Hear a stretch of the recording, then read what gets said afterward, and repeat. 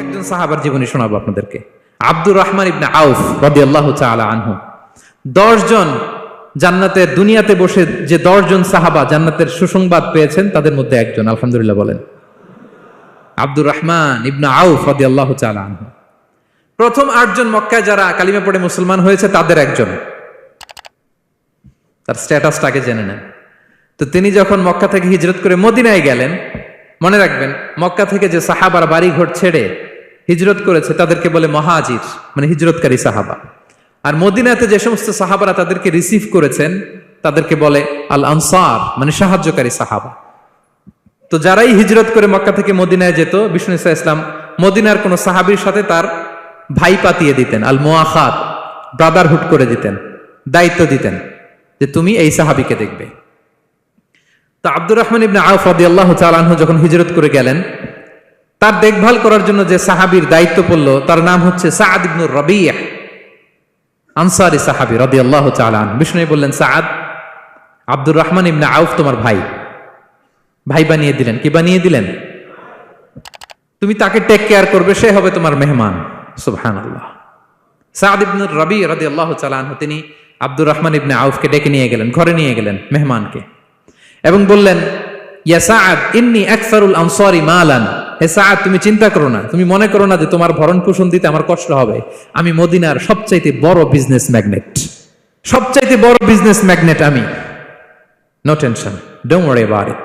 Tension নিও না, আসো, তোমার জন্য আমার কি প্রপোজাল শোনো।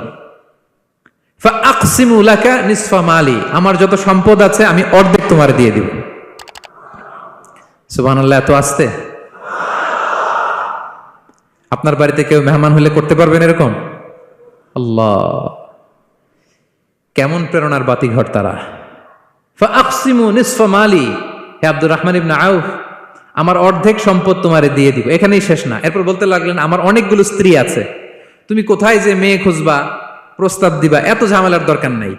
আমার কোন স্ত্রীকে তোমার ভালো লাগে বলো, তার যদি তোমাকে ভালো লাগে তাহলে প্রয়োজনে তাকে আমি ডিভোর্স দিয়ে দিব, তাকে নিয়ে তুমি সুখের সংসার করবা। আল্লাহু আকবার, আল্লাহু আকবার। অর্ধেক সম্পদ দিয়ে দিব, আমার একাধিক স্ত্রী আছে, কাউকে যদি তোমার পছন্দ হয় এবং সেও যদি তোমাকে পছন্দ করে প্রয়োজনে তাকে ডিভোর্স দিব। New life, new career, just go on. আমরা এই সুযোগ পেলে কি করতাম? সাথে সাথে অর্ধেক সম্পদ নিয়ে নিতাম, ঠিক কিনা?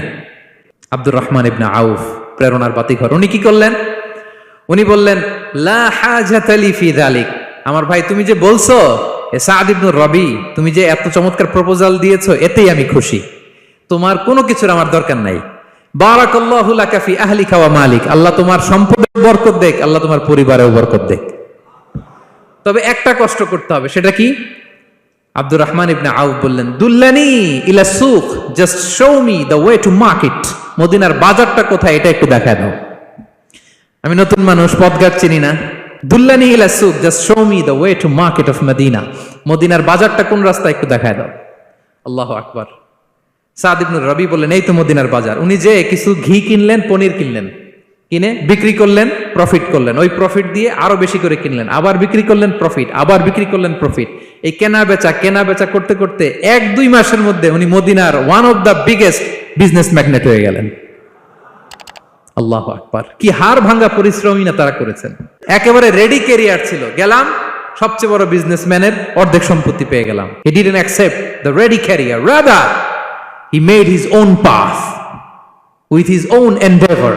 নিজের চেষ্টায়, নিজের পরিশ্রমে, নিজের ঘাম ঝরিয়ে নিজের ক্যারিয়ার তৈরি করেছেন। চিল্লায় বলেন ঠিক কিনা? This is the biography of Abdul Rahman ibn Auf radiyallahu ta'ala anhu.